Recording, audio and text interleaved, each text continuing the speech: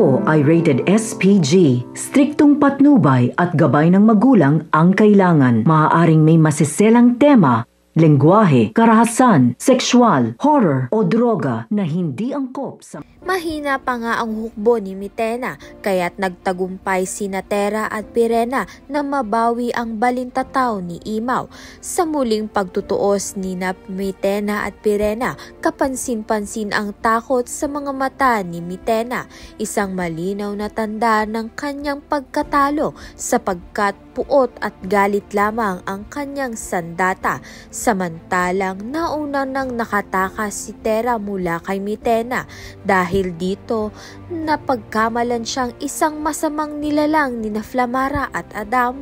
Naging marahas nga ang kanilang unang pagtatagpo, ngunit agad nang dumating si Pirena hindi rin nagtagal at ipinaliwanag ang tunay na pagkatao ni Tera. Sa tulong nito, maayos niyang ipinakilala si Tera kina Adamus at sa anak niyang si Flamara. Mula roon nagkaisa sila at nagplano upang tuluyan na ngang pabagsakin si Mitena. Kinikailangan pa nga ni Tera na mag-adjust upang ngang tuluyan na nga niyang magampanan ang kanyang tunay na tungkulin bilang isang tagapagligtas ng Encantadia. Kaya naman nga't yan at iba pa ang dapat nating pakaabangan. Maraming salamat sa iyong panonood.